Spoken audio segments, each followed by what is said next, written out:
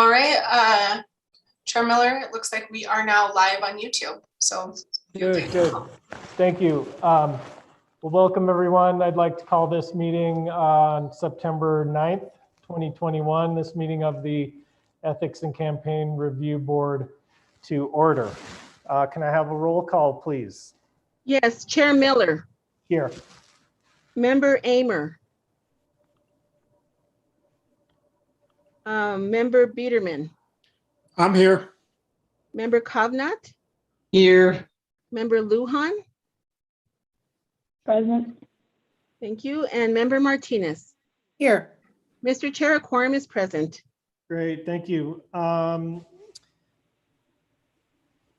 We have the agenda that has been published, and can I have a motion to approve the agenda?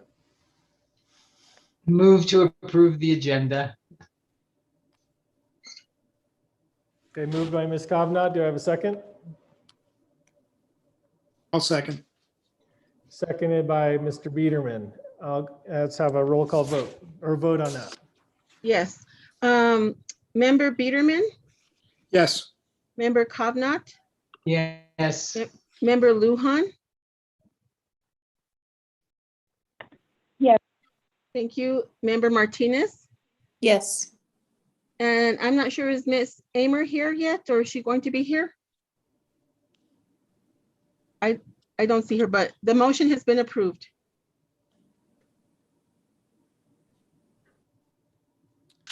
Okay, I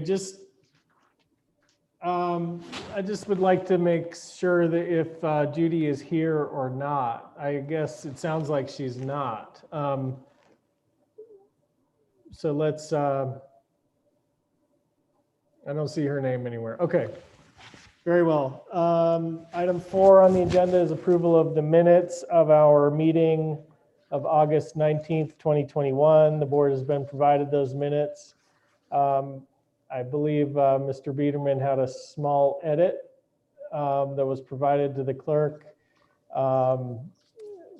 Can we have a motion to approve those minutes as amended, or Paul, do you need to tell people what your edit was? Well, yeah, I'd like to have my name spelled right. That was all. Oh, yeah, that's right.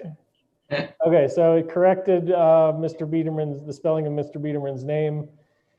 And I move to. Go ahead, please. I move to approve the minutes of the last meeting with that correction. Okay, so moved by Ms. Kavanaugh. Is there a second from the board? I second. Second by Ms. Martinez. Can we have a roll call vote, please? Member Biederman. Yes. Member Kavanaugh. Yes. Member Lujan.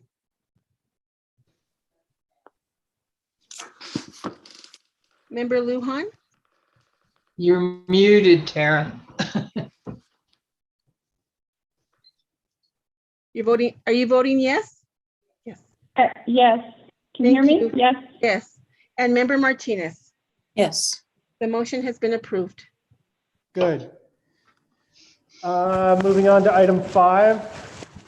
The board is here. This is the main order of business today to discuss a complaint 2021-2 brought by the Alan Weber for Mayor campaign. Before I go into it, Ms. Martinez, would you like to address the board? Yes, thank you, Mr. Chair. As with the last complaint, my law firm is representing Mayor Weber in this complaint, and so I am recusing myself from any consideration of this issue. And so my understanding is that I should leave the meeting. Is that correct? That's right. And you can come back for, once we're done with this item, would you like us to reach out to you to bring you back? It's for no action, real action items other than housekeeping and perhaps scheduling another meeting. Should we contact you when we're done with this item? Yes, that would be fine. You can either email me or you can send me a text. Okay, we'll do that. Thank you. Thank you. Point Okay, of order, Mr. Chair. Point yes, of order. As you all know, a complaint has been filed, including a motion to disqualify me. I haven't responded to that. I received it just yesterday, but I'm assuming that my position is that the assertions made there do not justify my recusal, but I'd like to bring it up now and ask if anyone might have an objection to my participating in the balance of this discussion. okay. For those of you, just to elaborate on that a bit, the complaint that's not at issue today, but that was just recently filed, raised the possibility of Ms. Kavanaugh's recusal also. And her representation here is that there's not, as I understand it, I don't want to paraphrase, but there's not reason in those issues raised for her to recuse herself from this matter. So if anybody would like to discuss that or feels differently, now would be the time to say so.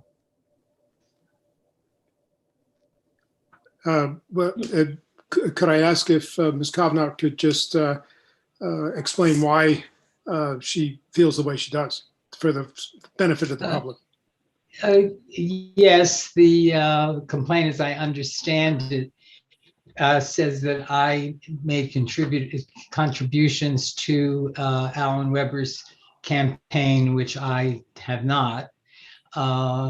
They also say that I've made contributions to Brian Egolf's campaigns in state elections, which I have done. I have no other connection at all with the law firm representing Mayor Weber. So that's my answer to the complaint. And I do not, in my judgment, that's not justification for recusal. But I leave it to my colleagues to. Why don't we see if there's a motion to disqualify Member Kavanaugh? I don't hear one. I'm not seeing any motion. Did anyone else have a comment or question about this issue? Okay, I am not seeing any. Ms. Kavanaugh, thank you for the explanation, and that certainly satisfies me in that regard. So thank you, I appreciate it. I'm sorry, I do have a quick question on behalf of Unión Protectiva for Kavanaugh. Can you please just? We're not going to open it up to public debate on this issue. Unión Protectiva will have plenty of opportunity to present on the agenda item, but this is a board decision on recusal, and there's a lot of folks here in the audience today, and it's just not the right time for a public discussion about it. But you have the complaint has made the representations that it did, and we can also address this at the time that complaint is heard, which is not today, but thank you. Okay, moving into the complaint, the actual item 5A. As the board knows, I'll just summarize the complaint briefly. Is filed by the Alan Weber for Mayor campaign. There are 3 respondents: Unión Protectiva, VFW Post 2951, and American Legion Post 1. The complaint alleges, just in summary, that these organizations paid for election-related advertising and should therefore be required to register as political committees and take the steps that ensue from that kind of a designation. In addition, the complaint alleges a possible coordinated expenditures between the campaign of Joanne Vigil Koppler and these organizations. The complaint states a violation or alleges that the following sections of the city code have been violated: 9-2.5B, 9-2.7A, and 9-2.7B, and 9-2.2K. The complaint was submitted, I believe, on August 18th, 2021. The respondents were notified of the complaint. The respondents were given a period of time, 10 business days, to respond, to submit a written response. Each have responded, and that material has been provided to the board. And that's the summary of the record of the complaint at this time. For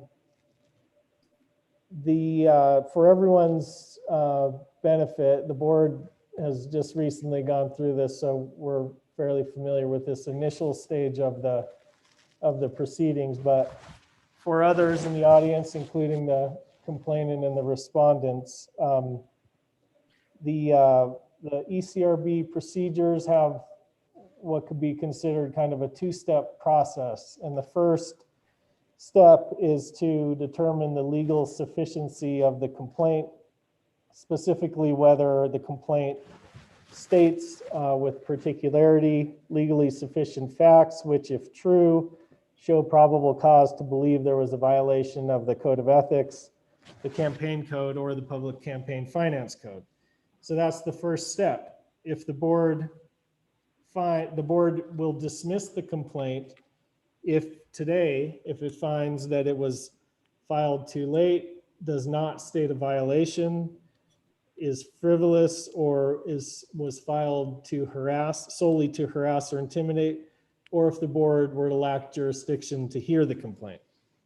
If the board dismisses the complaint, then the matter is resolved. If the board does not dismiss the complaint, in other words, if the board finds that it was a legally sufficient complaint, we will proceed to a hearing, but that will not happen today. The board will set a meeting and lay out a few of the procedures to be followed before the next meeting at which there would be a hearing. So we would like to have a discussion among the board and also to hear from the complainant and the respondents. And then the board will make that determination. So at this time, before the board starts the discussion, can I just see if there are representatives of the complainant and the respondents here with us today? And I'll start with the complainant. Is there a representative for the campaign of Alan Weber for mayor? Yes, good afternoon. My name is Jeff Edetta, appearing for the complainant. Okay, Mr. Edetta, nice to see you here. How about for the respondents? Scott Fuquay for respondent Union Protectiva. Harold Durr from American Legion Post 1. Sorry, sir, I couldn't quite catch your name at that first. Harold Durr.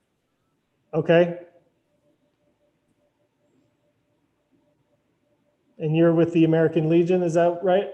Yes. Okay, thank you. I'm glad. Thank you for being here today. How about VFW Post 2951? Gregory Ross. Okay, Mr. Ross, thank you for being here too. Mr. Chairman, may I have a point of information?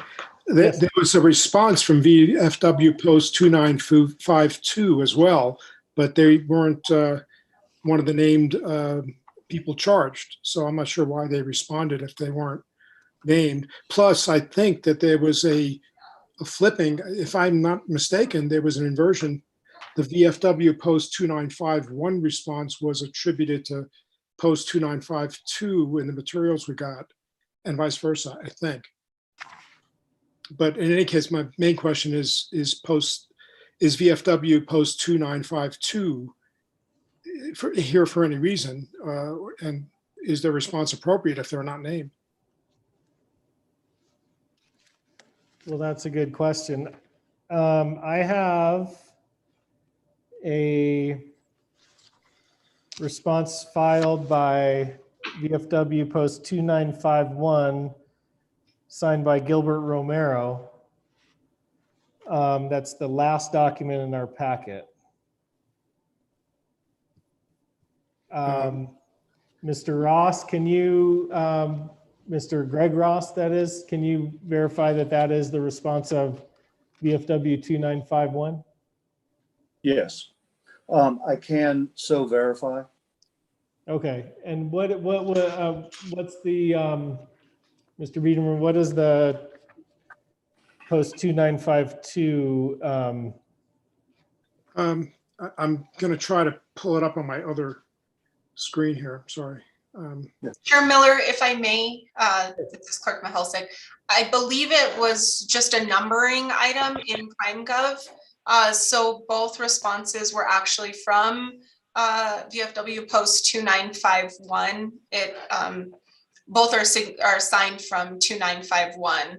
I think it might have just been an error when the packet was posted. For clarification, in both 2951 is the response number, and I did just verify that in the packet. Okay, I believe there is something. There's a second response. You are correct. That's what I'm confused about. Yes, I can clarify that also, Chair Miller and Member Biederman, if you would like. We did receive, my office received the original response, which was the first one that was distributed to all of the board members. And then after that response was received, then another response came in from VFW. And that was the second response that was provided. So in transparency efforts, I included both responses as they were both submitted as official responses on behalf of VFW. So that's why there was two to begin with. Mr. Gilbert Romero originally submitted the first response, which is which was in the packet, and then they furnished the second response after Post Commander Gilbert Romero penned both, signed both of the responses. So hopefully that clarifies. So may I just be clear then with the parties? Do they want both responses to be considered part of their response, or just one or the other? I'm just not clear. Chair Miller and Member Biederman, that was not communicated to our office. They were both submitted as responses and did not know whether one superseded the other or one was replacing the other. Rather, they just submitted both at separate times. No, that's why I'm asking Mr. Romero for that. Oh, perfect. Yeah, does he want us to consider both or just one and not the other? I don't know what to do. Well, perhaps let's put that question to Mr. Ross. We have two submissions from VFW 2951. Should the board consider both today? I have no idea what the redundant answers are, and so I cannot answer that question other than to say that they should both be considered. Okay. And just a last point of clarification. Are those complaints in a packet that was presented to the parties? Are those responses in a packet? Yes, those responses are in a packet that were provided to the party, and they are also posted on the website as packet material for this meeting. How were they provided to the parties? The responses? The packet that Mr. Biederman's referring to, that he has. It's been provided to the public online as part of the meeting agenda and materials. So is there a website, an address, a web address on there? SantaFeNM.gov. Okay. Is there a sub address? Is that the full address that packet may be retrieved from? Would you like me to walk you through how to access the packet material submitted by your Sure. Romero? Yeah, and also relied upon with the board members and whatever they're looking at. So I'd like to be on the same page with them, yes. Because I am looking at the main website for the city. And is that link on that? Yes, if you go to meeting agendas and packets, Okay, it's about halfway down the page and you click on it. okay, The first meeting that'll come up is Ethics and Campaign Review Board. That's Okay. the meeting that we're in right now. You can either click on the HTML agenda or you can click on the continuation dots and it'll say HTML packet or PDF packet. If you click on the HTML agenda, you'll be able to link to all the items located under discussion item 5A.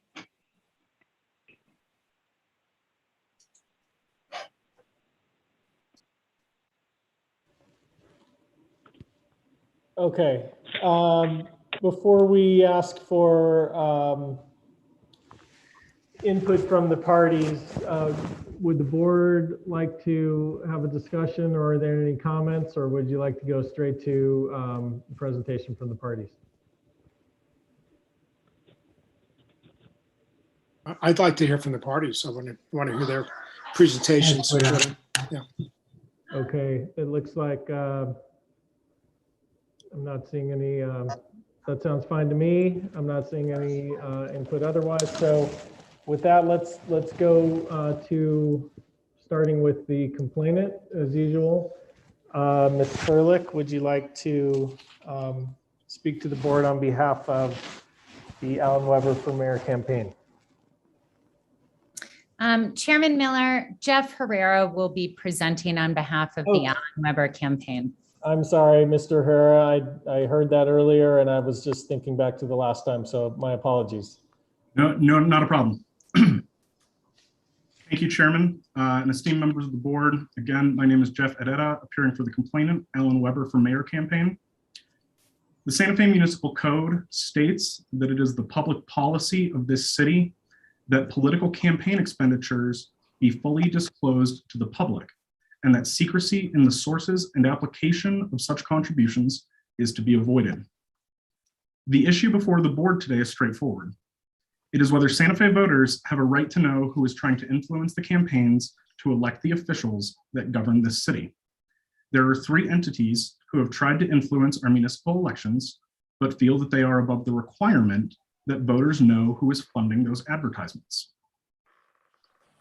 As you see in your packet in the initial complaint, there are 4 exhibits of advertisements, one exclusively by Unión Protectiva, and exhibits 2, 3, and 4 by Unión Protectiva and VFW Post 2951 and the American Legion. These violate a number of campaign disclosure requirements, namely that none of these 3 entities have registered with the city as political committees. The standard for a political committee is any entity spending in the aggregate $250 during a single election to pay for any sort of public communication to influence an election. And that standard is either express advocacy for the election or defeat of a candidate, or refers to a clearly identifiable candidate within 60 days before an election.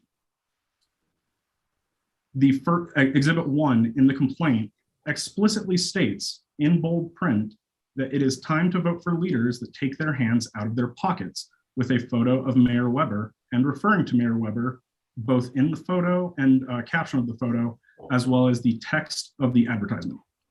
Exhibits 2, 3, and 4 are a little more vague about the purpose of the ad, but they include a parody of Mayor Weber's campaign logo.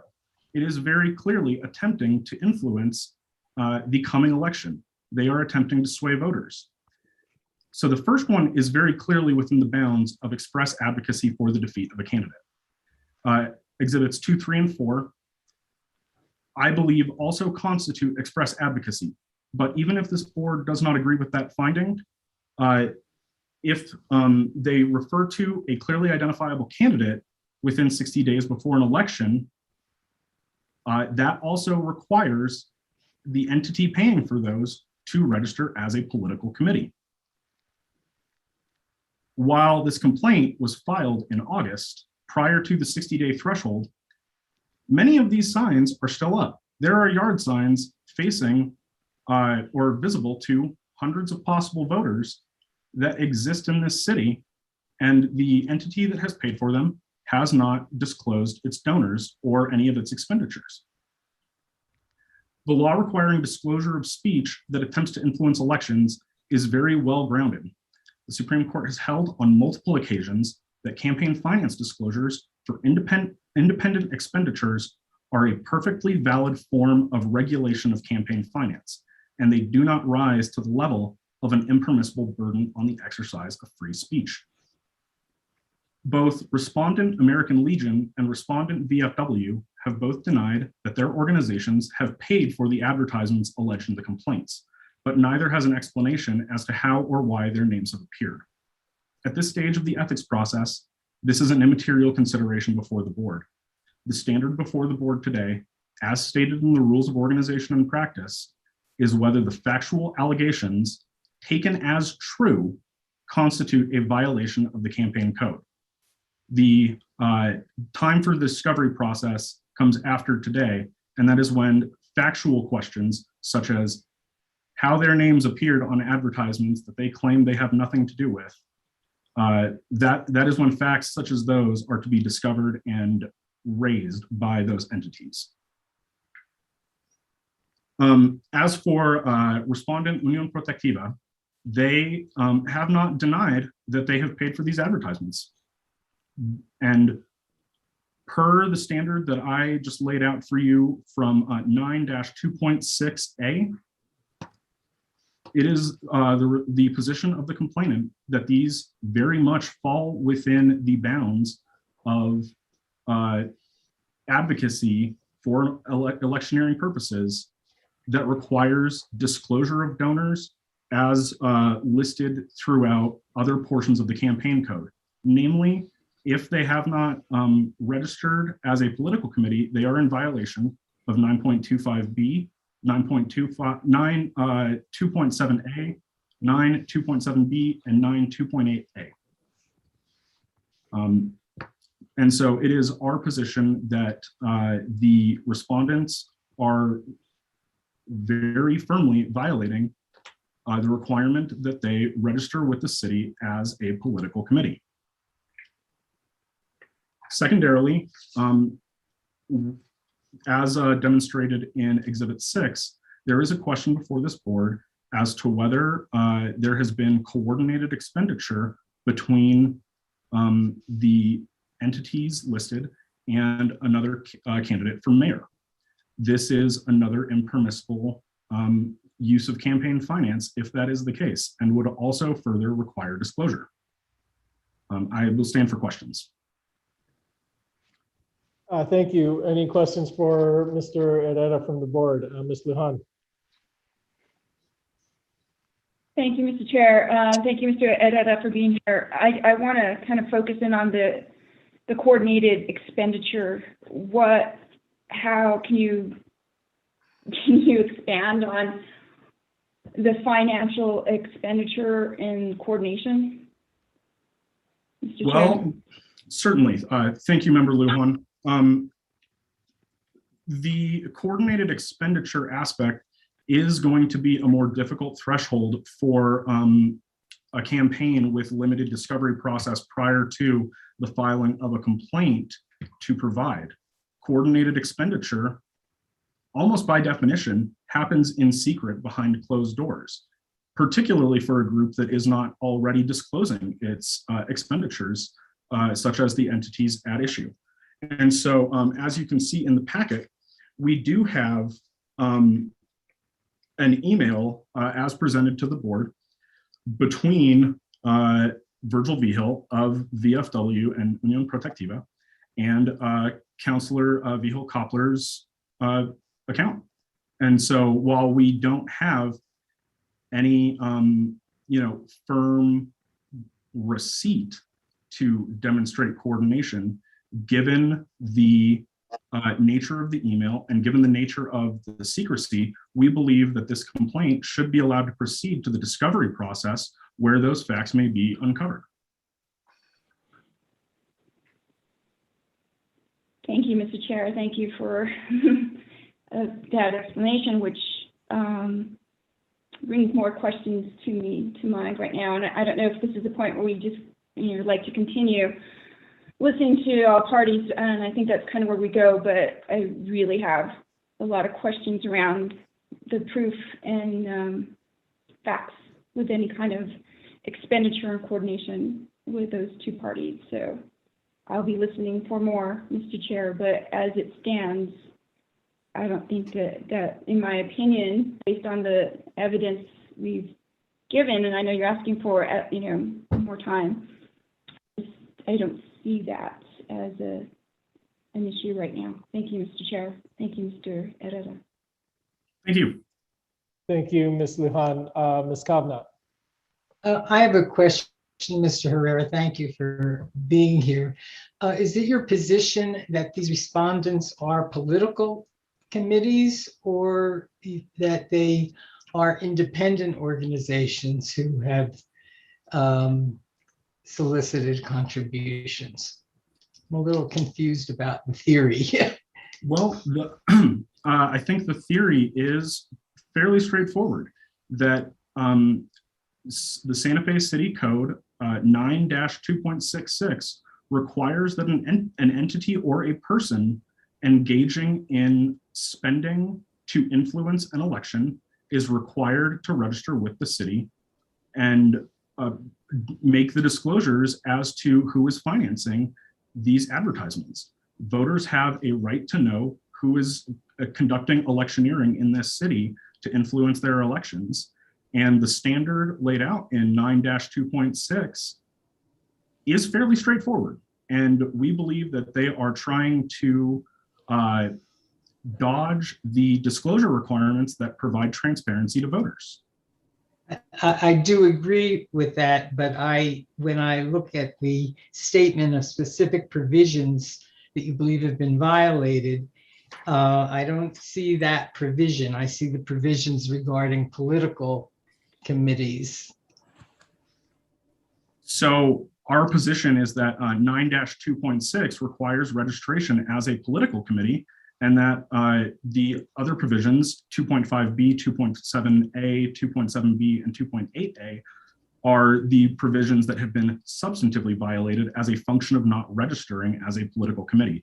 But 9.26A is the threshold standard as to whether or not an entity has to register as a committee. Thank you. Thank you. Mr. Biederman. You're on mute, Paul. Try it again. On that point, Mr. Herrera,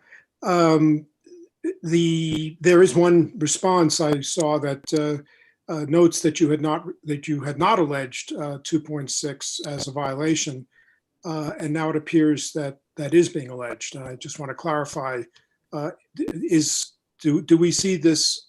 Can we act on that within the bounds of this complaint that you filed? Is there due process here? Notice to the parties that 2.6 was being alleged as violated as well. I don't believe that would be a due process issue, though I appreciate your concern. I believe that 2.6 is the portion of the statute that defines the threshold for registration. Not 2.7A is the actual statement of organization that a committee has to file. 2.7B is the disclosure of the political committee. These are the substantive provisions that the the entities have allegedly violated. But 2.6a is the threshold definition of whether they have to register. And then the failing to register is the 2.7a, 2.7b, appointment of campaign treasurer, conspicuously identifying the names of an officer on the actual advertisements. Those are the substantive provisions, but 2.6a is the provision that identifies whether or not an entity meets the threshold. Further, as you may know, New Mexico is a liberal notice state, and we have alleged that even if we didn't state it as the actual provision violated, we did identify to the respondents that 2.6a was at issue, and they are not without notice that that would be discussed at this hearing. Okay, and I suppose the fact that it was raised in the other brief would be part of your argument that they were alerted, because they wouldn't have addressed that otherwise. Yes. Then the other question I have is, there was a technical question raised. I just want to be sure about standing for the campaign, the Weber campaign. Is that a person that's authorized to sue, file this complaint, I should say, under the provisions of our ordinance? Let me pull up the actual provision just so I have the text of the language in front of me. Yeah, it's 6. You've got it? Yes. You know, that sworn complaints may be filed by any person, and that then giving the particularity of facts and allegations of violations of particular provisions of the code, there was obviously an individual that signed the complaint on behalf of the campaign. I believe the response that you're referring to is from VFW Post 2951, alleging that there is no statement of representative capacity, or that the notary is invalid for the purpose of this complaint. The individual that signed the complaint is Danny Mackey on behalf of the campaign. He is employed by the firm working for the campaign. So he was certainly acting as agent of the campaign. Okay, thanks. I just wanted to get your position on that. Yeah, thank you. Nothing further. Anyone else? Mr. Herrera, I have a question. I'm just trying to break down the claim a little bit. As I understand it, or I may have heard a distinction that you're not trying to make, but the communication in Exhibit 1, the allegation is that communication is express advocacy, and the communications in 2, 3, 4, the allegation is that those constitute express advocacy and were made 60 days before the election. Do I have that right? The advertisement in Exhibit 1 is certainly and without question express advocacy for the defeat of the candidate.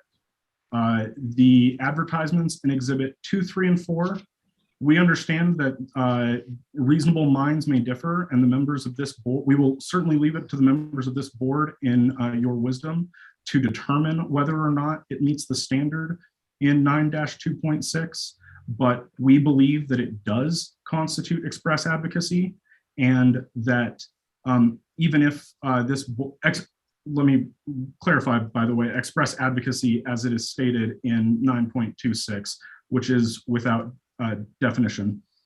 And if it's, even if this board does not consider it express advocacy for the defeat of the candidate, those advertisements have existed within the 60-day threshold prior to the election and should constitute a violation of the second provision of the triggering threshold in 9.2.6. Okay, so I think I heard the same thing again, but in other words, Exhibit 1, you are not claiming that advertisement could be found in violation based on the same the second reason for 2, 3, and 4. In other words, Exhibit 1 was not made 60 days within 60 days of an election. Is that right? That is correct. Exhibit 1, we're not contending was within the 60-day threshold. Okay. So exhibits 2, 3, and 4, you are contending were within the 60-day threshold because they are still publicly visible, but not that the expenditure or the action in creating or distributing them occurred within 60 days of the election, correct? That is the case. The yard signs are certainly still up. We cannot be sure that Facebook advertisements do not exist at this point without further discovery. The Facebook advertisement, it would be impossible for us to conclusively prove that they are down. But it is possible that the algorithm is still serving them to other users of that platform. But the yard signs are very much still up. Okay. Ms. Lujan? Thank you, Mr. Chair. In regards to the yard signs, as we've learned and been on this board for a while, and just myself been involved in running campaigns and whatnot, that we know that through our elections, that having signs removed is complaint driven, if I'm not misspeaking. And so if there's a complaint to be made about the signs, whether they're in violation of placements or what remains to be determined today on that complaint there, is really complaint driven. And I think there's a number, you call into the city and make your complaint, and then those signs are removed. So I just wanted to make sure we understand that, or the complainant understands that. Thank you, Mr. Chair. Okay. Mr. Biederman, let's take your question, and then unless any board members have any really pressing questions, I'd like to move on to the respondents. But Mr. Biederman, please go ahead. It's not a question. I just wanted to ask that if we do go ahead with this case and still need to use it, I'm having trouble reading Exhibit 1 on the online. And I just would ask that, because I'm going to forget unless I ask it now, if we could get Exhibit 1 sent to us in hard copy. That's all. Assuming we continue. I am sure that we can make that happen for you. Okay. All right, respondents, we'd like to hear from you at this point. Is there a particular order? I'll leave it up to you. If would anyone jump up and like to speak first? How about that? This is Scott Hugh for respondent Union Protectiva. I'd be happy to start off. Okay, I also saw, I believe that was Mr. Durr. Is it? Did I get No, Scott Fuquay. Okay, Scott, I heard you. Thank you. And I saw Mr. Durr also raising his hand. Mr. Durr, do you mind if Mr. Fuquay goes first, or do you? No, that's fine. Okay. Thank you.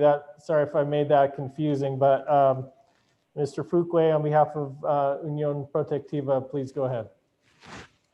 Thank you, Mr. Chair. And if that was confusing, it's only because I'm by phone and didn't know that there was another person who was trying to get your attention. So I'll take responsibility for that.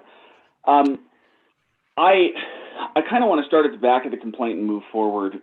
And I'll touch on this coordinated expenditure thing very lightly because that provision, there's no recourse in the pertinent provisions of the municipal code for an independent organization that engages in coordinated expenditures. If you read through that provision that deals with how coordinated expenditures are supposed to be reported and all of the restrictions on those expenditures, they're all directed to candidates. So even if the board were to find that there was some sort of violation, it doesn't run to my client or to any of the other respondents. It only runs to Joanne Behill-Koppler, who of course is not a party to this proceeding. And in terms of reviewing the legal sufficiency of this complaint, which I understand this is the purpose of the hearing today, there are significant due process problems with moving forward with potential violations of the municipal election code alleged to have been undertaken by a party that's not before the board, not named, and just not participating in any way in these proceedings. So let me get then to the issues that do actually address the expenditures made by my client. And I appreciate Mr. Herrera's presentation because it clarified a couple of questions that I had. And I think Member Kavanaugh, you put your finger on one of these pretty concisely. The theory, and I understand why this is the theory that the complainant is advancing, but it's based on a fundamental misunderstanding of the way that these provisions operate, though it is an understandable misunderstanding. I understand why they think that that's the way that this works, but Section 9-2.6 is not a threshold statute or regulation that establishes whether or not somebody is a political committee. The question of whether someone's a political committee or an entity is a political committee is answered in the definition section in 9-2.3. I believe it's either M or N. And that definition is political committee is an organization that is organized primarily for the principal purpose of engaging in electioneering activity. That's what makes you a political committee. It's not spending $250 or more on an ad that has political content. It is a question of what the principal purpose of the organization is, period. That's the only way under this regulatory scheme a person or an entity can be described as a political committee. You have nothing in front of you to indicate that my client was organized primarily for the purpose of political expenditures, and in fact, its 105-year history conclusively demonstrates quite the opposite. This is in the living memory of the longest-serving member of the organization, going back to at least 1970, the only time that Unión Protectiva has engaged in this kind of communication, the only time. The principal purpose of the organization is something very different. It's set forth on their website. It's discussed in the briefing. I won't go through that here, other than just to say that because the organization's principal purpose is something other than electioneering communications, those communications intended to influence the outcome of an election, they're not a political committee. And that is the end of that inquiry. As a result, the provisions that the complaint identifies or alleges to have been violated, 9.25b, 9.27a and b, and 9.28b, all of those provisions are addressed to political committees. Those are the provisions that tell you what it is that political committees have to do. And you can see the distinction in those three provisions and in 9-2.6, which is dealing with independent expenditures. You can see the differences.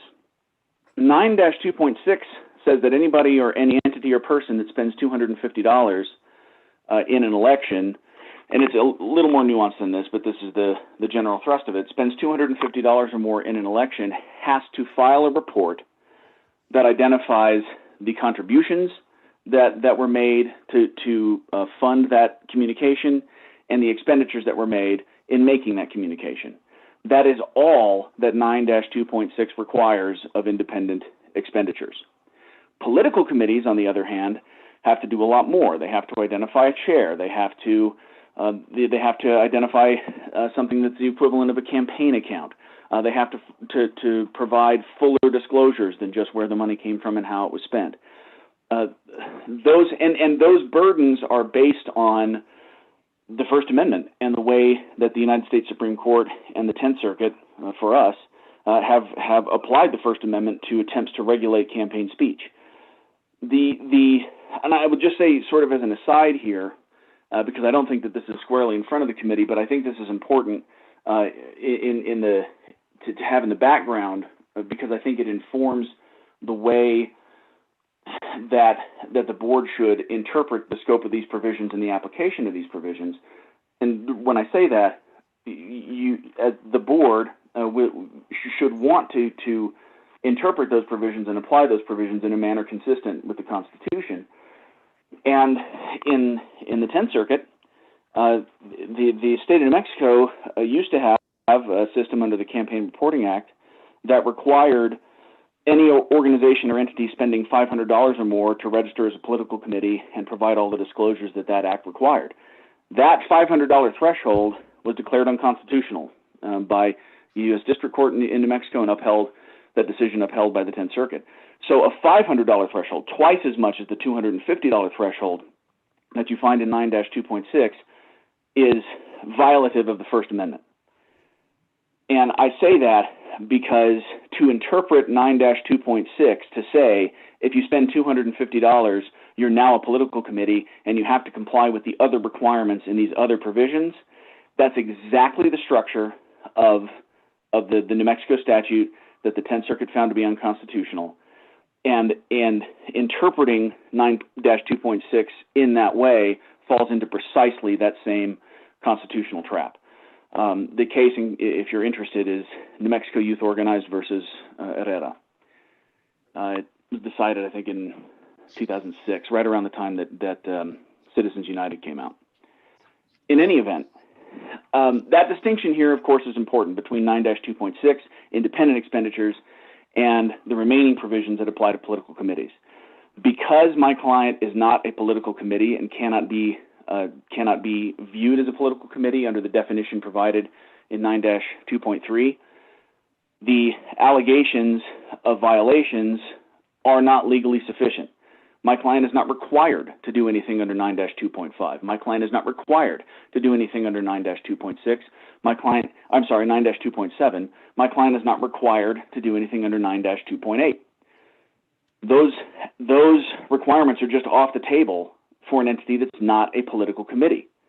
So the only potential provision that would apply here is 9-2.6, and 9-2.6 only requires disclosures of communications made within 60 days of an election. And the only thing that complainant wants to point to there are yard signs. Those are some pretty deep waters to wade into. Because the threshold that you see in 9-2.6a for whether or not a particular communication counts as an expenditure is something that's disseminated to 100 or more people. And I don't know how you even begin to meet that factual threshold when it comes to a yard sign. Who knows how many of these yard signs are even up? And definitely, who knows how many people saw them, how many people read them, how many people digested them, how many people understood, their takeaway from the sign was some sort of electioneering communication. Those are not only those questions that you don't have answered in front of you now. Those are questions that I would posit cannot be answered. It's I think virtually impossible to demonstrate that a yard sign meets that 100-person dissemination to 100 people threshold. I just don't think that can be done. So whether or not a yard sign is up within 60 days of an election, I don't think is of any moment in determining whether or not 9-2.6 is applicable here. The question is, were any of these communications at the time that the expenditures were made disseminated in such a way that 100 people or more saw them? And that's why I think a better way to interpret 9-2.6 and the way that it's written, it's directed to traditional media. It's directed to taking out a full page ad in the newspaper or running a radio ad or a TV ad. Those are the kinds of things that this regulation is attempting to touch. So what I think you have in front of you is a complaint that on pretty much every asserted legal basis fails. There is no basis, given the protections of due process, for finding any violation of the coordinated expenditure provisions. The only person who would face consequences for a violation of those provisions is not a party to this case. And the board is powerless in this case to do anything about that. So those, I think, fall off immediately.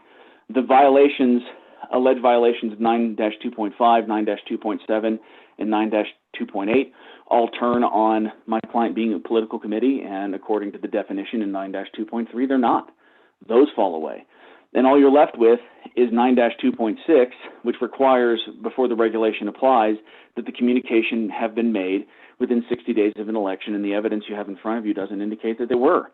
And again, with yard signs, that's a thicket that I just don't think it's worth trying to wade into, because I just don't think that it's possible to meet that proof threshold, particularly when you have the kinds of constitutional concerns in the background that are always in the background when you're looking at attempts to regulate campaign speech. So I believe that it is appropriate at this stage for the board to make the determination that this complaint is not legally sufficient, akin to a 12b6 standard in the New Mexico and federal rules of civil procedure, that these allegations, even assuming their truth, do not sketch out a legally cognizable, I'd say, cause of action borrowing from the rules of civil procedure, such that there's action that the board can take. And I think it's appropriate at this stage for the board to dismiss the complaint in its entirety. Thank you, Mr. Fuqua. Questions for Mr. Fuqua from the board?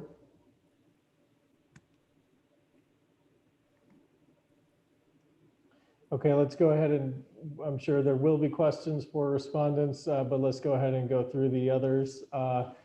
Mr. Durr, since I saw your hand before, why don't we go to you and then Mr. Ross? All right. Thank you, Chairman Miller and the committee. You got a response from us the day after the summons was delivered to us. And in there, on the first paragraph, we denied any of the happenings of these posters and things. We never have paid any money for any politician or any material going out sponsoring a politician. That second paragraph from our national constitution prevents us from doing that. And also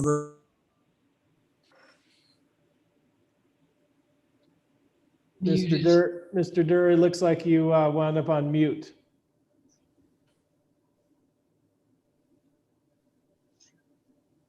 Can you? Been asked. Mr. Durr, you were on mute for about 30 seconds. Can you go back just a little bit? Now you're on mute again. The representative from the VFW to be next, if you would, please. Mr. Durr, can I just interrupt you? You went on mute for about a minute. If you could go back, I don't think we heard the last few comments that you had to make. I'm sorry about that. I was trying to interrupt you, but you were on mute. I think the last thing I heard was that your national constitution prohibits the kind of expenditures that are alleged here. Could you pick up there and finish your thoughts? No more. Sir, I don't wish to comment anymore. Okay. Okay, thank you for that. Mr. Ross? Yes, thank you very much, Mr. Chairman and board members.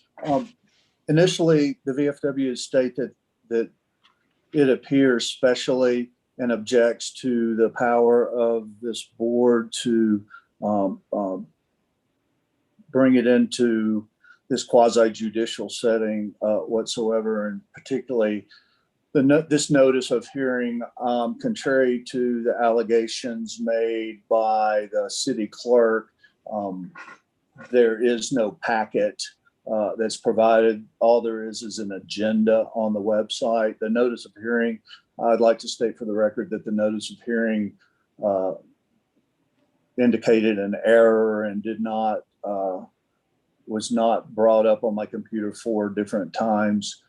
So the VFW makes its fundamental jurisdictional arguments first, and those are expressly stated in the VFW's answer, and we're going to stand on those.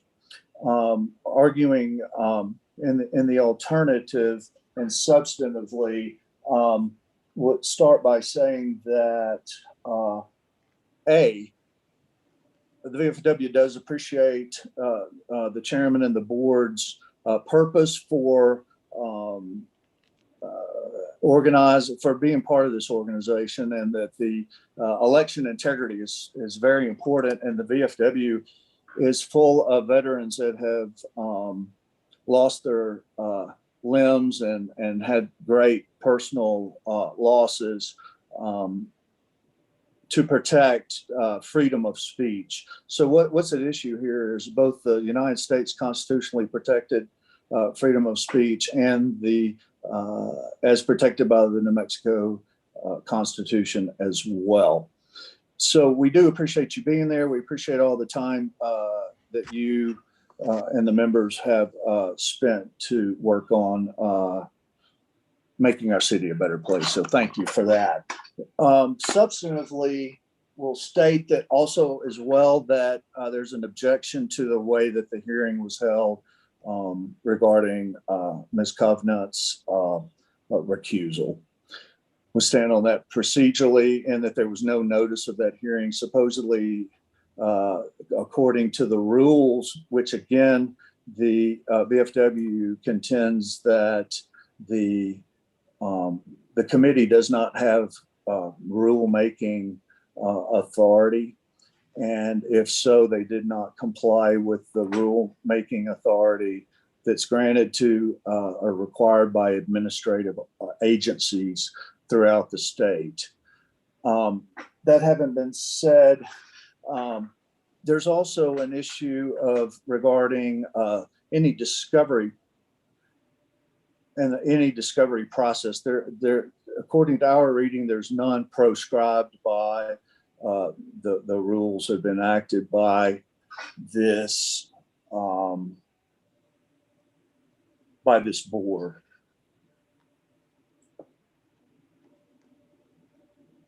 So are we now on video? Yes, we can see you. The host asked that for a video. I'd like to make record that the host interrupted my presentation to insist that we be on video. So moving forward, we'd like to say that there, as the American Legion said, there was no summons to appear. This board and this body do not have summons power, and there was no summons to appear or to answer.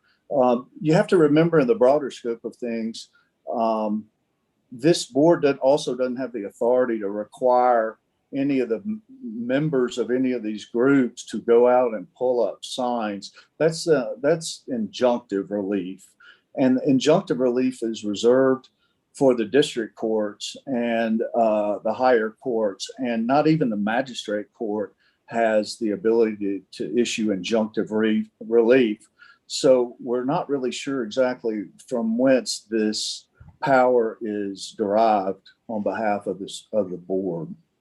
We also state that for the first time today, there's been any kind of indication of who signed the complaint on behalf of the mayor. I heard something about Danny Mackey, but I don't even know who that is.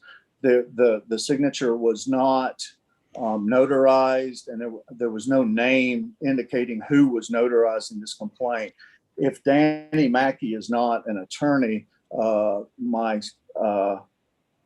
belief is that she would be practicing law without a license by filing this complaint at all. So again,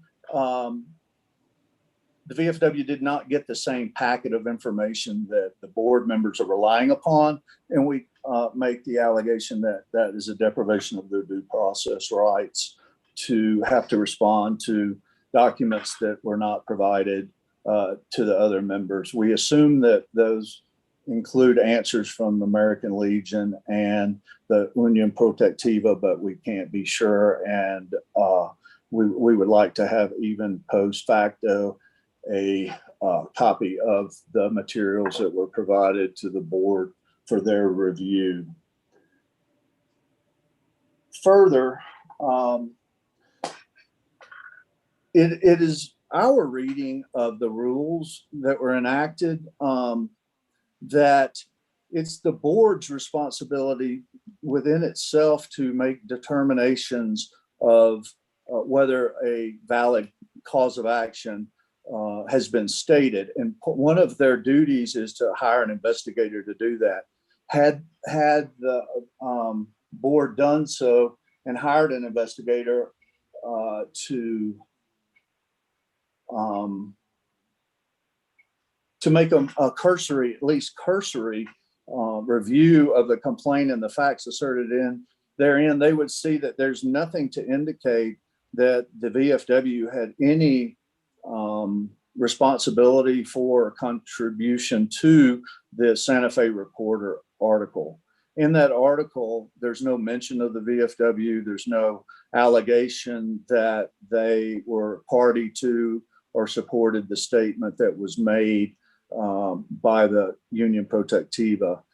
Also, there was an article in the Reporter that said that the article was paid for by the Union Protectiva, and there's no mention of the VFW. I would think even a phone call to the business office at the Santa Fe Reporter would have found that that the VFW made no financial payment to the Santa Fe Reporter for any speech whatsoever, and we'd ask that count and all counts that arise from that bundle of facts be dismissed and not moved forward.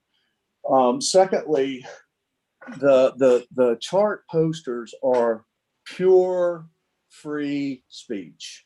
The mayor doesn't like it and didn't like it, obviously doesn't like it. He's hired, I don't know how many lawyers have flashed their faces before this committee and this hearing today, but they're salivating to get into some convoluted discovery process, which is simply designed to harass and intimidate these local groups.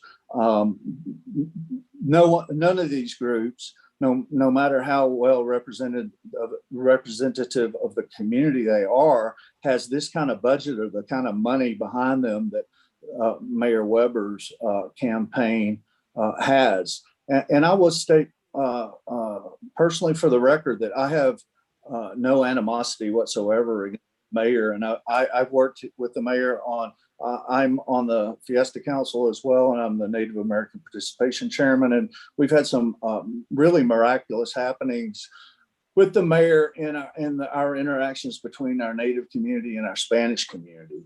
And so I personally have no hard feelings against the mayor. I do think that this action by his campaign is highly regrettable.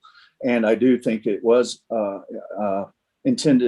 designed simply to harass and to attempt to deprive the VFW and its quote members of their free rights of expression, political or otherwise. We would also state that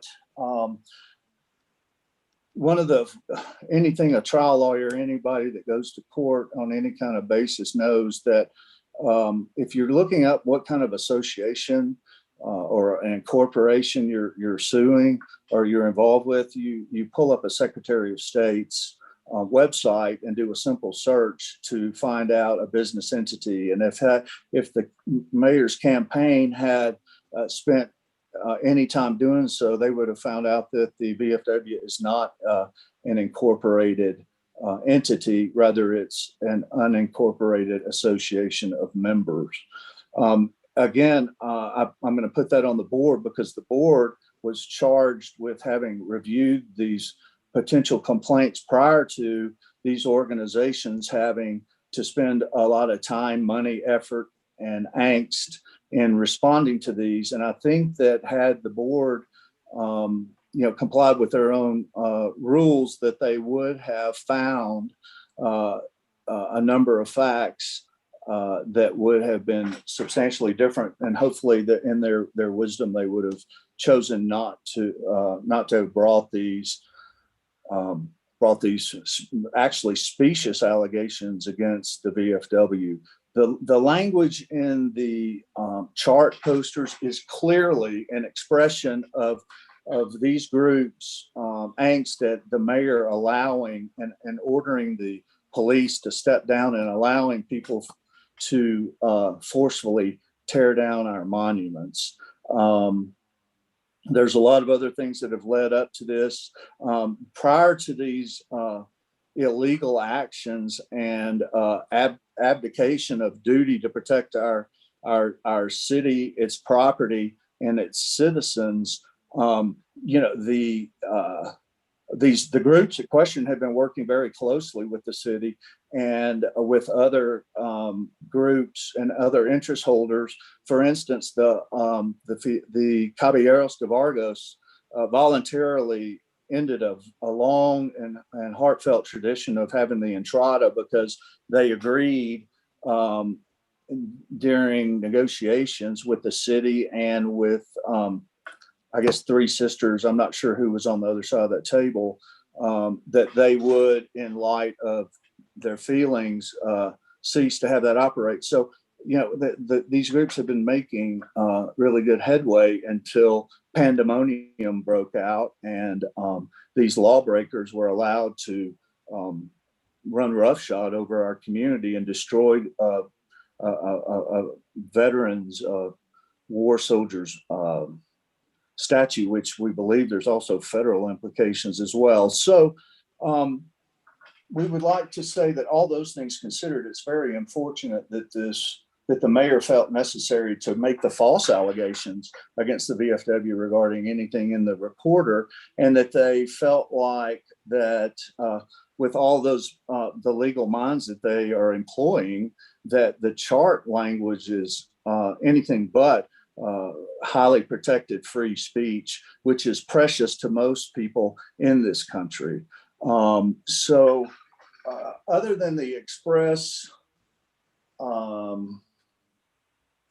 arguments made in the responsive pleading, I guess, I'm not even sure if this is a quasi-judicial body or what, where this body receives its or derives its power to, are these called pleadings or, they call papers? What is it? So we don't even understand exactly the right nomenclature to describe the papers, but we will say that due to the powers that are being claimed by this board, that it was a pleading. So the VFW, in summation, we do appreciate all your hard work, and we do appreciate the intention to keep elections free and clear. And we would say that granting this petition to move forward and to enter into some expensive discovery process would run counter to that. And we hope that the board would consider all the arguments made, particularly those advanced by Mr. Fuqua as well on behalf of the Union Protectiva as well, and find that, again, because the complaint was not even initially filed correctly with any, quote, person, unquote, as well as all the other arguments made here and in the responsive pleading, that that the board will find that there's not sufficient cause to move forward with the VFW, and if so, at least restrict that to the chart poster, because there's zero involvement that the VFW was involved at all with the reporters, the article in the reporter. Thank you very much, Mr. Chairman. Okay, thank you, Mr. Ross. Mr. Beamerman, I see your hand up. Yes, thank you. Mr. Ross, you've made some allegations there about what this board has already done. And I think that's very confusing to people in the audience who are not familiar with our process, as you should be. You've said things like, we have already decided to go ahead with this. And you make it sound as if we are charging you that we have made decisions and that we were supposed to investigate first. We haven't done any of that. This is, if you would have read what you have received, and been served with, you would know that that our rules require. That I beg your pardon, you're stating facts that are not true. I've read everything that I've been presented with, and I don't appreciate your insinuation that I haven't. Well, then you should know that saying that the board is moving ahead when we haven't made any such decision at all is incorrect, which you just said. So I'm just wanting to be clear, because I'm afraid you're giving a misimpression to people that we have already found you guilty. That is not You what's served a happening. complaint on my client, did you not? We did what? You served a complaint upon the VFW. We made sure you got notice of it. By leaving it at the bar, and that service didn't even comply with any of the rules of civil procedure or your own rules. So you served, the board itself served a complaint upon my client, did they not? And you didn't want your client to get notice of the allegation, because when the clerk of the city tried to say, don't interrupt me, don't interrupt me. Not put words in my mouth. Do you understand me? Mr. Ross. Point of order, Mr. Chair, can all parties go through the chair when in discussion? This is how we keep a civility within the rules of a board in operation. Thank you, Mr. Chair. Thank you, Ms. Lujan. I think that's a good point. And Mr. Biederman was making important clarifications regarding our process. And I think I hope everyone would listen and understand the points he was making, because they're significant. The complaint was filed. This board did not file a complaint. The complaint was filed with the city, making allegations with respect to the respondents, and the city provided those respondents with notice of the complaint. This board is here today, as I said at the beginning of this meeting, to address whether those complaints make legally sufficient allegations of a violation. That's what the board is doing today. The board did not engage in discovery outside of reviewing the complaints and the responses. That's not the role of the board at this stage of the proceedings. This board isn't a court. This board doesn't represent anyone in this matter. We're here to address the complaint at this time and see if it is legally sufficient. So that's where we are, and that's the point Mr. Biederman was making, and it's significant. So point well taken, Mr. Chair. Mr. Ross, you interrupted Mr. Biederman several times and didn't let him finish, so please let me finish. I think that's for hopefully for people in the audience now understand where we are. Are there other comments or questions from the board for any of the respondents? Ms. Lujan. Okay. Thank you, Mr. Chair. And I just want to thank all those that are here today and are participating in this process, and to assure all parties that this is a process and that we are civil servants acting as servants to the public and fulfilling our duties as board members.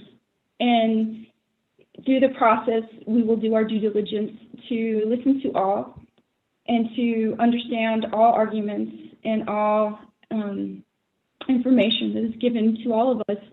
And we do so in a civil way. I just want to assure all parties that we are here as public servants and doing the will of the public. Thank you, Mr. Chair. I appreciate the time. Thank you. Anyone else from the board?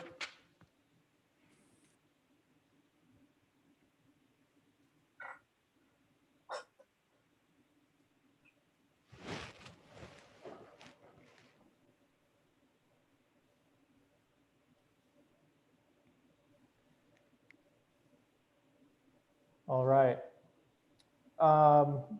Okay, we've heard from everyone. Mr. Chairman? Yes, Mr. Herrera. May I have an opportunity for a very brief rebuttal? I don't know what you're rebutting, but if you, I'd be happy to hear another comment. Yes, please go ahead. I just want to express that the mayor cherishes the First Amendment, and nothing about the Santa Fe City Code's campaign disclosure requirements infringes on the First Amendment and free speech and a public marketplace of ideas. I just want to reiterate that the standard before the board today is whether this complaint has set forth factual allegations that, if taken as true, constitute a violation of the campaign code. Again, we believe that it has, and we anxiously await the board's decision. Thank you. Okay, thank you. I move we move to executive session to deliberate if that's Second. available. Yes, it is available. Okay, we have a motion to move into executive session by Mr. Biederman and a second by Ms. Lujan. Can we have a roll call vote on that motion, please? Yes, Member Biederman, Yes. Member Kavanaugh, Yes. Member Lujan. Yes. Thank you. The motion has been approved. Okay, Madam Clerk, will you explain to the board and the public our next steps here on as we go into executive session? Yes, Chair Miller, I will go ahead and set up an executive session link. I will email it to each of you. And then this meeting will remain open. When you are done in your executive session, you'll return to this meeting space, and then you will reconvene as the board in this space. So anyone who's on this meeting can stay on this meeting. It will stay active. It will stay streaming live on YouTube. And then again, you will exit this meeting, go into a new link, which I will send to you all now, and then return back to this one after executive session. Okay, thank you. We'll be back.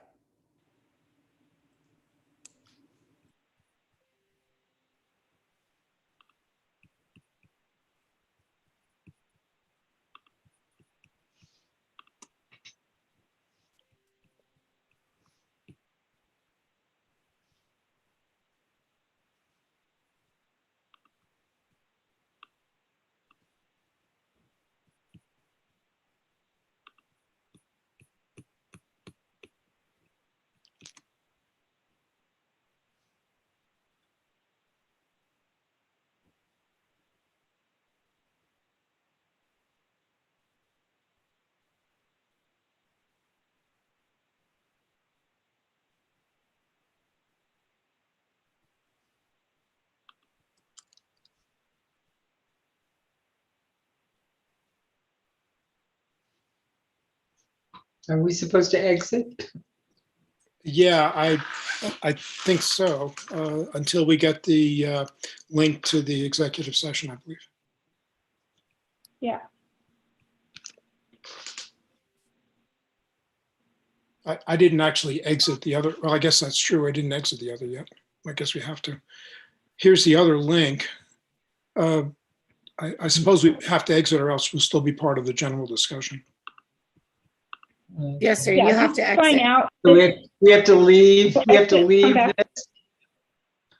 Yeah, Okay. leave and then we'll come back on for executive. Yeah.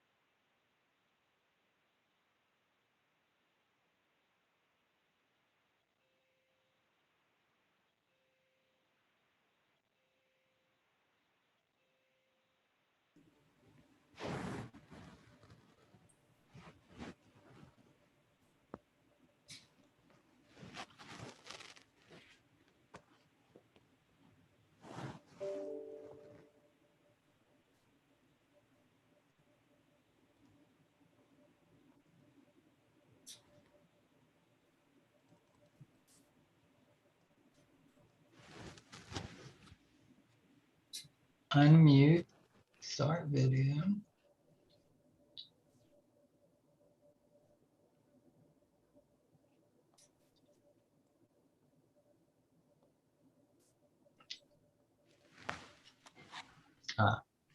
I am back.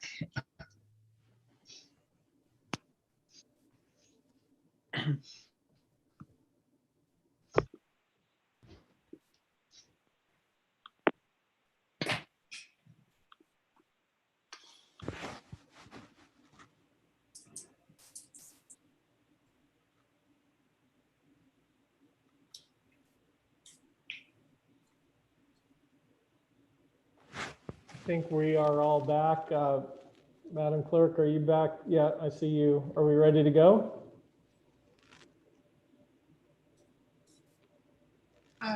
Chair Miller, yes, you are still live on YouTube, and I believe Member Lujan is connecting. Okay, I see that. So I think once she's on, you should be good and have enough members.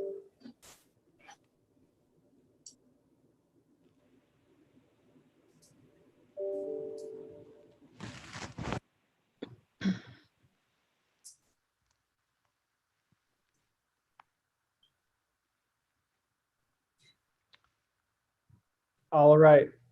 I think we are all back.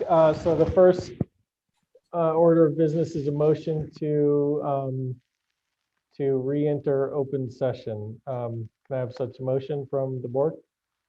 I move that we re-enter open session. Second. So moved by Ms. Kavanaugh, seconded by Ms. Lujan. A roll call vote, please. Yes, Member Biederman, Yes. Member Kavanaugh, Yes. Member Lujan.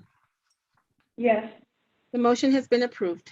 Great, thank you. And I'd like to state for the record that the board went into executive session and discussed only matters referred to in the motion and took no final action. And we're back in open session on complaint 2021-2, I think is the right number. And okay, so as we explained earlier,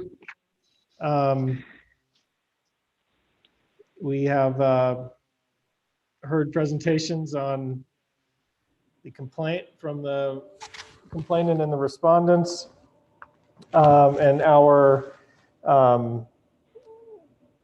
the step of the ECRB process that we're on now is to determine whether that complaint is legally sufficient. And so we're on item 5A2 of our agenda. Are there any comments or discussion from the board? Mr. Biederman. I move that we dismiss the complaint. I second that motion. Okay, do you motion to dismiss from Mr. Biederman, seconded from Ms. Kavanaugh.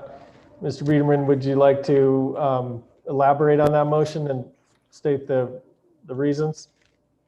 Okay, well, subject to the chair adding, I think the basic reasons we have are that the concerns over several elements of the complaint not stating a claim adequately.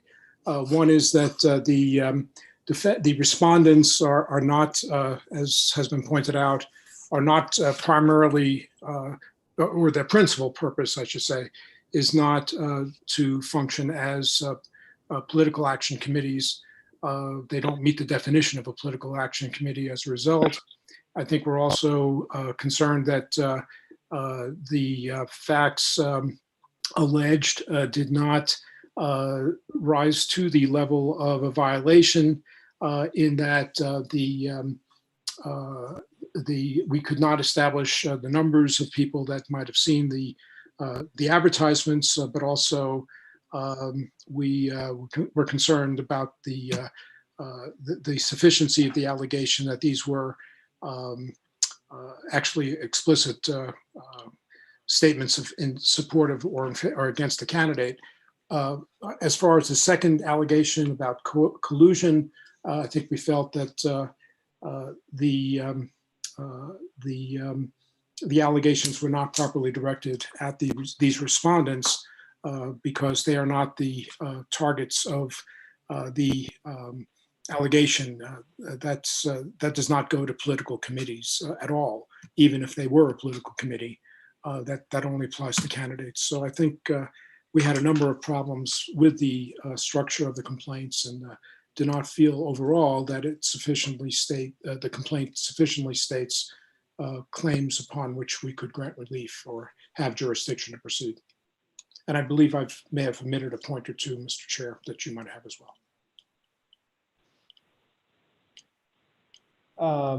I think you stated the points that I understood. Does anyone else have anything to add?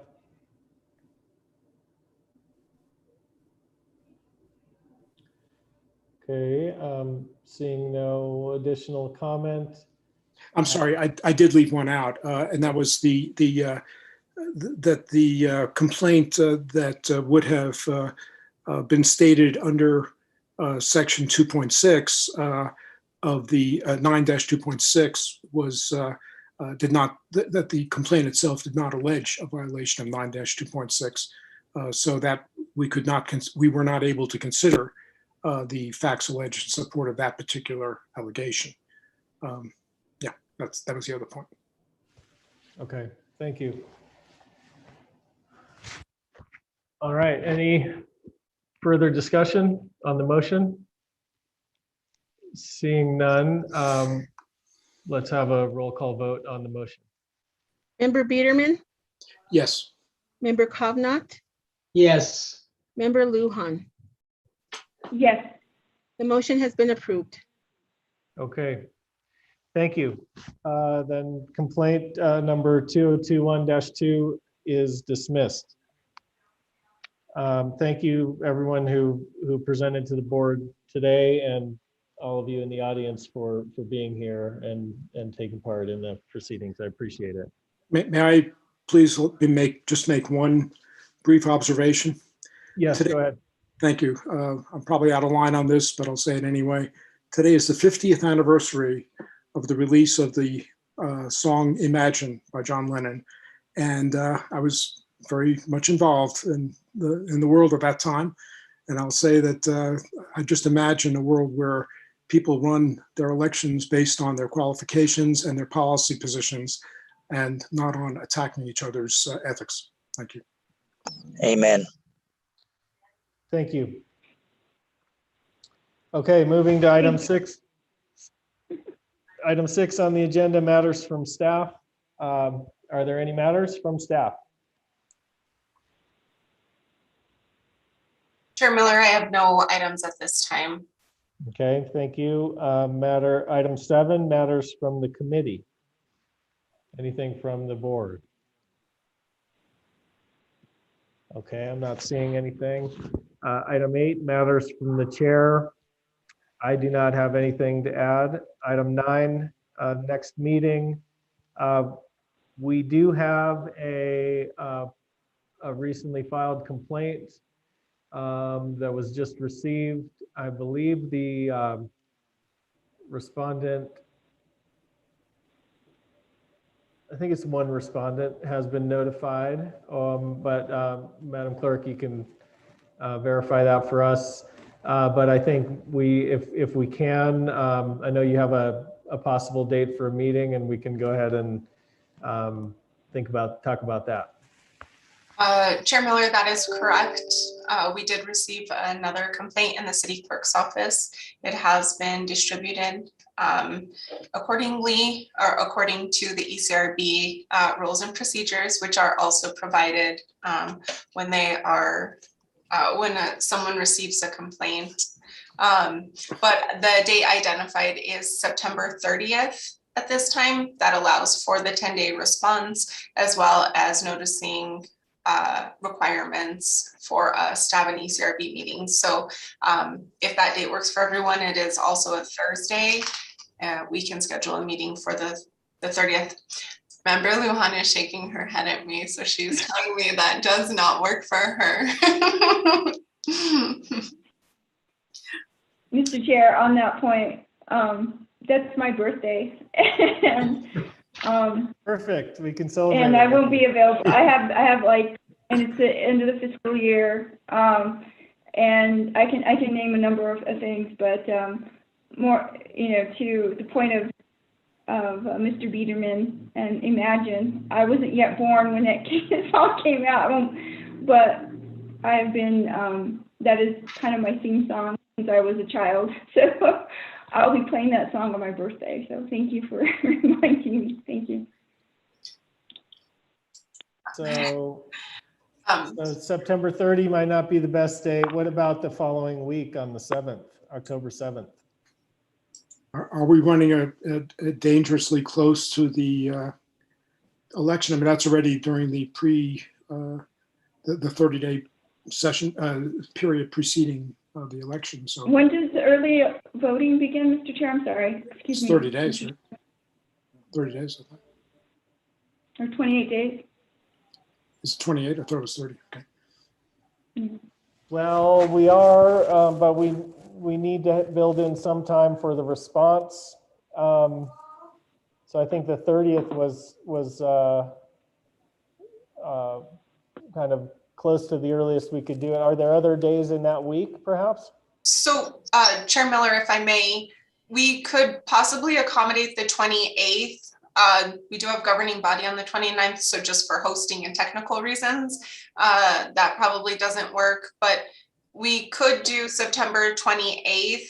And then to answer Member Lujan, I think it was Member Lujan's question, early voting does start October 5th.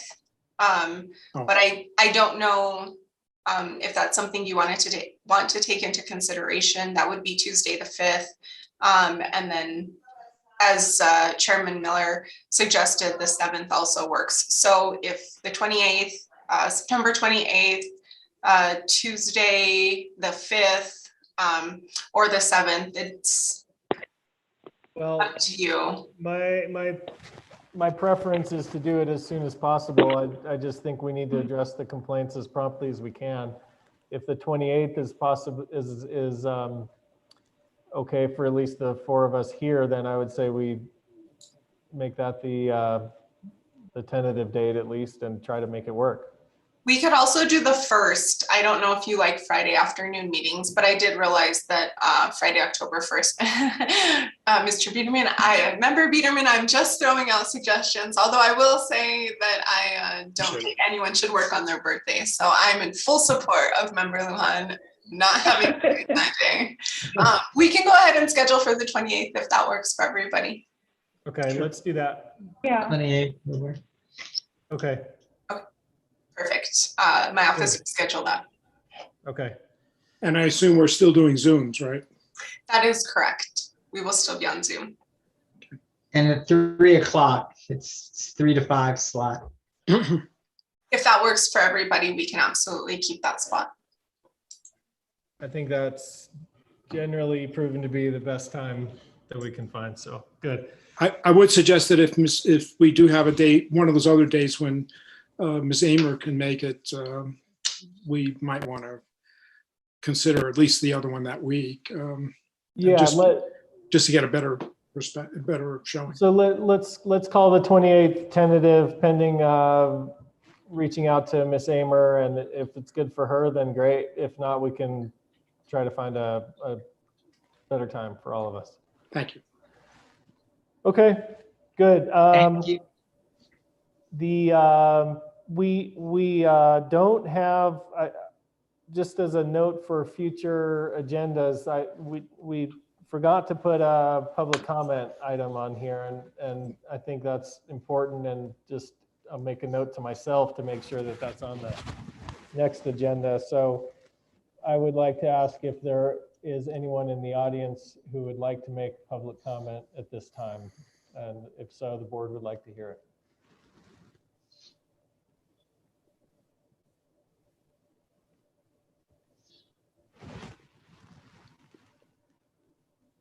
I'm not seeing anything, but Mr. Chairman, excuse me, this is Gregory Ross.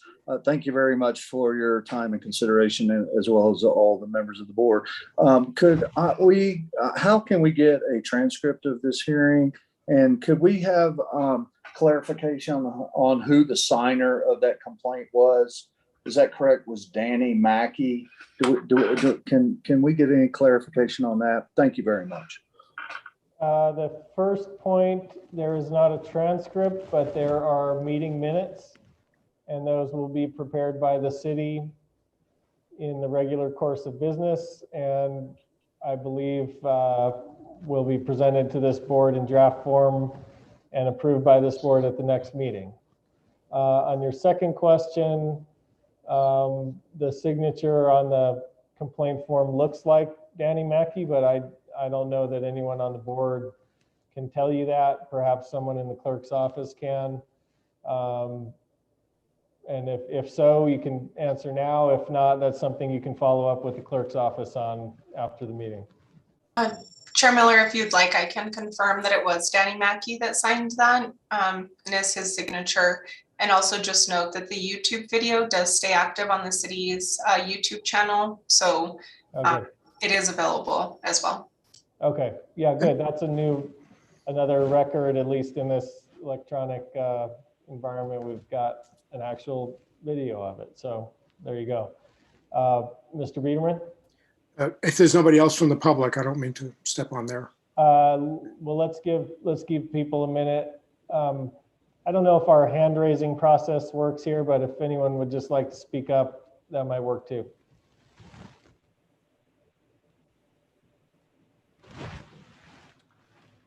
All right, I am not seeing or hearing anything, so. Okay. Mr. Chairman and Ms. Mihilchuk, I just have a request that I am teaching a class the morning of the 28th. And as a result, I will have very little time to review anything. And I'm just hoping we can get the materials before that same day. So I'd have a chance to review them before. At least I'm scheduled to teach a class. It might not go, but I'm expecting it. So if it's possible to get the materials before, that'll make it less rushed. And I'll be able to read them better. Is that okay? Yes, absolutely. And just for the record, the agenda as well as the packet materials are posted online the Friday before each meeting. So in this case, they'll be available. Oh, excuse me, my calendar just went off. But in this case, they will be available the Friday before the meeting, which I believe is the 24th. And then any additional information is provided as soon as it's received from our office. But yes. That's helpful. Thank you very much. Okay. Okay. Very good. We're on to item 10, adjournment. Do I have a motion to adjourn? I move to adjourn. Moved by Ms. Kavanaugh, seconded by Ms. Lujan, and a roll call vote, please.